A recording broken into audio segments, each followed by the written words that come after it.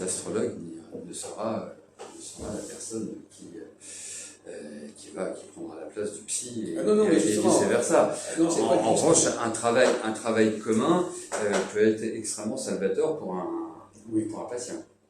Non, c'était pas exactement ce que je voulais dire.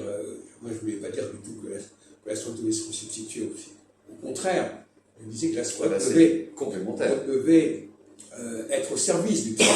Pas complètement, on est tout à fait d'accord. Et il ne devait pas non plus prétendre que sa science pouvait apporter quelque chose, sinon en termes de communication. Ah non, mais c'est pas curatif l'astrologie. Oui, donc elle n'est même pas forcément obligée. Elle peut mettre le point sur des éléments qui vont créer les traumas, mais en aucun cas... moi, je n'irais même pas jusque-là. Ouais.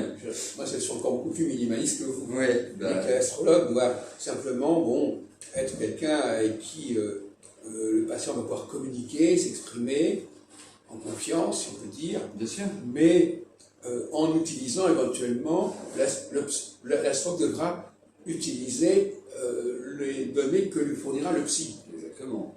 Et non pas les données que lui fournira l'astrologie. Oui, après, ça peut... oui, non, c'est ça. Il y a un problème de synergie. Après, c'est une question d'organisation. L'astrologie va vous permettre de savoir ce qu'est la personne, etc. Non, il s'agit simplement de faire passer le message du psy par le biais de l'astrologie, puisque l'astrologie est un élément qui est important pour la personne en question. Oui, c'est un élément, mais après, même si ce n'est pas un élément important pour la personne, ça peut être un élément justement d'apport énorme pour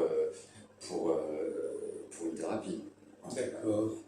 Écoutez, je ne veux pas abuser de votre temps. Merci. Merci à vous voilà. de ce moment d'échange. Oui, écoutez, si vous voulez, on prendra l'occasion. Et puis, je vous tiendrai au courant de ce qui se fait dans ce domaine-là.